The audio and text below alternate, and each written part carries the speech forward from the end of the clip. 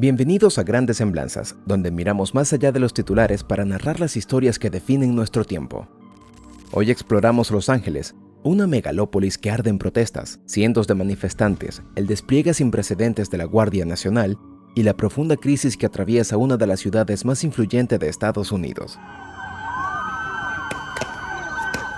¿Qué detonó esta escalada? ¿Qué exigen los manifestantes?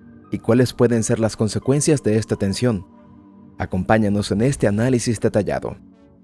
El estallido se originó tras operativos de ICE y DHS contra trabajadores indocumentados en sitios como una ferretería y una fábrica de ropa en el Distrito de la Moda. Arrestos en bastiones de comunidad latina generaron una reacción inmediata. Protestas espontáneas en Compton y el centro de Los Ángeles, donde miles exigieron justicia para las familias laboralmente vulnerables. Estas protestas continuaron una tradición iniciada en febrero con el movimiento A Day Without Immigrants. Cientos de miles marcharon y bloquearon autopistas para subrayar la contribución económica y cultural de las comunidades inmigrantes. Lo que comenzó como un llamado pacífico se volvió un rompehielos para semanas de confrontación. Las protestas, en su segunda fase, se tornaron violentas. Gases lacrimógenos, balas de goma y estallidos frente a furgonetas de ICE. En el 101 Freeway en el centro, manifestantes fueron dispersados con flashbangs. Víctimas incluyeron periodistas. Una reportera australiana resultó herida de bala de goma. Las calles se convirtieron en un campo de batalla urbano. Fue Donald Trump quien ordenó el despliegue de 2.000 efectivos de la Guardia Nacional sin la aprobación del gobernador Gavin Newsom, bajo un título legal reservado para conflictos graves. Esta ha sido la primera intervención federal sin consulta estatal en casi 60 años, comparable solo con momentos como los disturbios de Watts en 1965. El gobernador Newsom calificó la medida de inflamatoria y sin base real, mientras la alcaldesa Karen Bass la tildó de innecesaria. Representantes como Nanette Barragán aseguraron que desde ICE se les informó de una campaña de 30 días de arrestos. El respaldo del Partido Demócrata y la comunidad local fue inmediato. La tensión no termina en California. Disturbios similares surgieron en San Francisco y otras ciudades. México y Guatemala pidieron respeto a los derechos de sus connacionales, mientras líderes internacionales instaron a la retenida movilización pacífica. Lo que antes era una comunidad vibrante se divide hoy. Familias temen salir a trabajar y estudiantes abandonan clase por miedo. Abogados migratorios reportan detenciones masivas y en lo político, esto podría desencadenar demandas al gobierno federal por abuso de poder.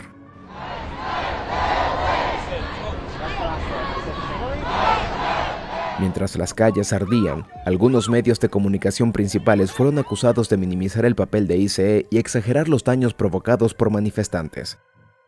Activistas denunciaron que se presentaba a las víctimas como criminales. Medios independientes como Democracy Now! Y LA Taco ofrecieron cobertura alternativa mostrando otra realidad desde el terreno. Conoce a Don Pedro, un jardinero de 57 años arrestado tras 2 años en Estados Unidos, y a Camila, una joven universitaria que fue herida por un proyectil mientras defendía los derechos de su madre indocumentada. Estas historias no salieron en televisión, pero revelan el costo emocional y social que no se ve entre humos y pancartas. TikTok, Instagram y X jugaron un rol crucial en la organización de las protestas y en la denuncia de abusos. Videos virales expusieron redadas sin orden judicial y ataques a reporteros, pero también se usaron para desinformar.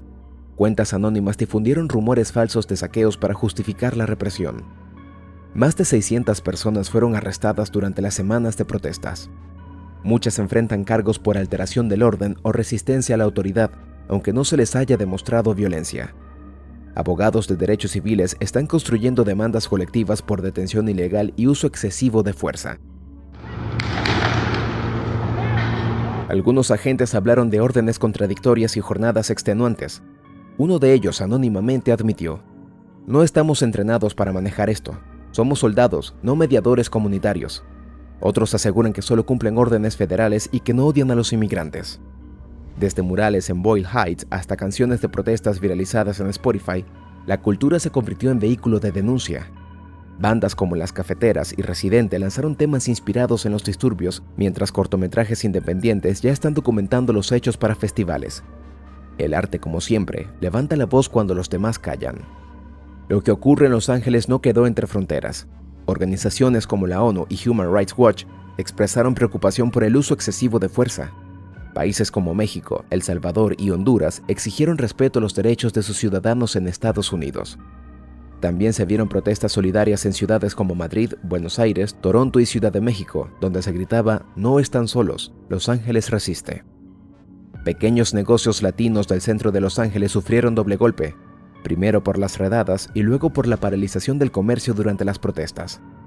Doña Miriam, dueña de una pupusería, dice: "Antes me daba miedo a la migra, ahora me da miedo que mi negocio no sobreviva". Frente al caos, muchas iglesias latinas abrieron sus puertas como refugio. Líderes religiosos alzaron su voz denunciando las redadas como una violación moral al espíritu de acogida. Se realizaron cadenas de oración, vigilias interreligiosas e incluso sacerdotes desobedecieron órdenes federales al esconder a familias perseguidas. La intervención de Trump sin mediación estatal generó debate nacional. Algunos congresistas exigieron reformas migratorias urgentes. Mientras tanto, el número de redadas federales aumentó un 28% en California desde que comenzaron los disturbios. Migrantes sin documentos que trabajan, aportan y sueñan, pero que sienten que no existen para la ley.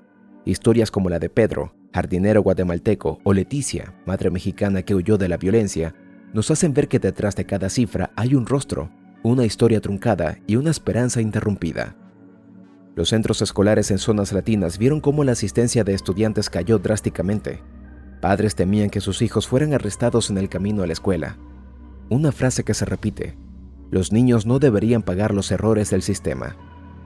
El humo se disipó, pero el trauma permanece. Algunas familias fueron deportadas, otras siguen detenidas.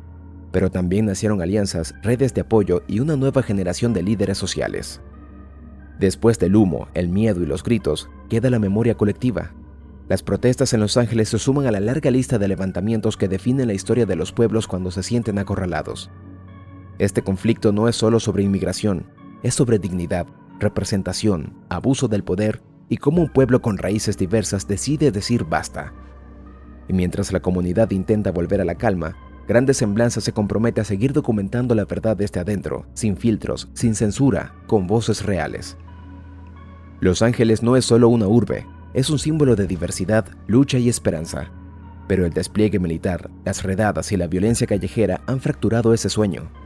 En Grandes Semblanzas creemos que la respuesta no está en la represión, sino en la justicia, la protección de la comunidad y la inversión en vidas humanas.